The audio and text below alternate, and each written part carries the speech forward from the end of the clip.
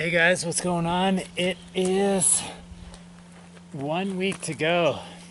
Hard to believe time has gone. In retrospect, it's kind of gone really fast. It's kind of like anything hard is that each day is a struggle. Each day is pretty real. I don't want to say I ever wanted to quit, but there were certainly times I was like, man, when is this going to be over? I'm kind of closing on the home stretch. It feels real good. My runs are going smooth, just kind of smashing out calisthenics. It's been going good. I'm not a fan of facial hair at all, but just kind of I did this with a friend. No shaving for a month. Um, so yeah, the home stretch, baby, is feeling pretty good. Let's see, the kind of the horniness, masturbation stuff. It's been really low, almost non-existent. I think it's what I was kind of talking about in the other video, just by having so many calisthenics. It's not that I'm worn out because I've got all my calisthenics in today, and I could actually keep going for I could probably crank some more, pretty easy. It's more of like I know I still have more to go, like in the next couple of days, and just having sex or masturbating or whatever takes like a lot of energy out where it just puts you in this dull mood. A lot of people talk about how like if you don't have sex for a while you start getting like kind of this edge, and it's actually, I mean, I've had it before. I get it, and I'm kind of on edge right now in like a good way though, where your mind's just kind of, it's certainly not necessarily tranquil, but it's ready. Where it's like I'm really aware of the surroundings. I hear the squirrels and the trees, and hear the people down the valley and stuff. And it's like it's just kind of like this primal energy to you. It feels really good. I took a really cold shower today and kind of just scrubbed up pretty good, and it was like I felt that it was cold, but it wasn't like this kind of soft-hearted, oh God, the cold, when is it going to end? It was just kind of like this far away, this is cold, I'm still showering sort of thing. So this book I've been reading lately is On Pain by Ernst Junger. Perhaps that's the way you pronounce it.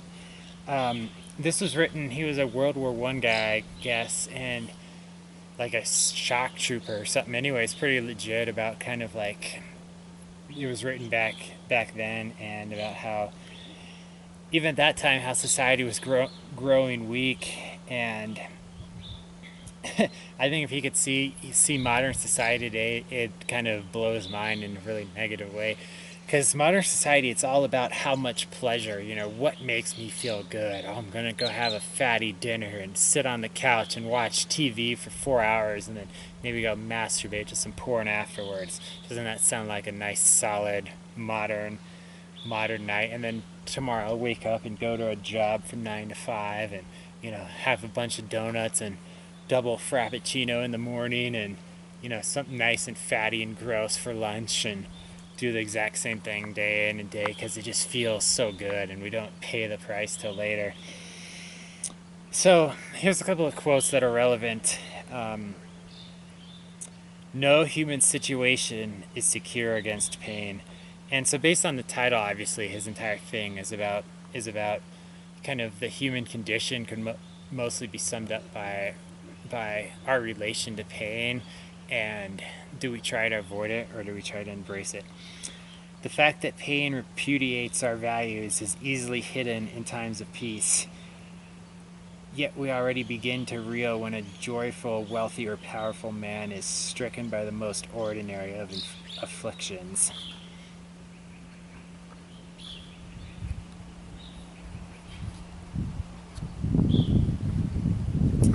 The nature of this security, therefore, lies in the fact that pain is marginalized in favor of run-of-the-mill complacency. Alongside this spatial economy, there is a temporal one, consisting of the sum of pain that remains unclaimed and amasses as hidden capital accruing compound interest. The threat grows with every artificial increase in the barrier separating man from the elementary forces. The elementary forces he's talking about is pain in this book, and So that quote um, kind of goes into what I was saying in some of the past videos about like if we don't kind of put in time and discipline now, we pay for it later. You know, whether it's being fat or have heart attacks and these sorts of things. And it's like I see guys my age, and I put a lot of effort into fitness and health, but even with just like a token effort, you can stay in pretty good shape. But I see these guys, I mean, especially like post college and stuff, you'll see guys that are like 25 and they'll be like fat and like, you know, have thick necks and like flabby arms and stuff. And these are guys that were like soccer stars, you know, even in college. And it's like disgusting to see because it's like there's nothing there's nothing noble, there's nothing respectable about a man who lacks discipline and like lacks strength. And I'm not talking about like men in general. It's just that being a man, I kind of judge other men harsher because it doesn't take that much to stay in good shape as a man relatively. And when I see people like fat and out of shape and stuff, it's like they have no excuse. I mean, I knew a guy in a wheelchair who he was still in pretty good shape because you know he would just work out his arms and eat good and that kind of thing. And it's like that guy's got way more excuses than the average fat guy who you know is gonna go eat some donuts and you know go watch Game of Thrones or you know some stupid show like that on TV. And so let me read another one. We describe discipline as the way man maintains contact with pain. In this one, he's talking about how pain is such a ever present thing in life, and that like a disciplined man realizes the presence of pain compared to somebody who tries to alleviate it. In modern society is it's discussing how much and it's discussing how much we try to avoid pain. And I kind of want to delineate between there's a difference like trying to stop diseases and stuff, you know, as that suffering of pain versus like trying to avoid having to diet, having to exercise, you know, having to go out into the sun, having to sweat. You know, those things are human. And it's like especially the last couple of years, what I really realized too was like the kind of the whole naturalist, caveman kind of fads. For the most part, are actually pretty legit. Like, you know, paleo diets, that sort of thing.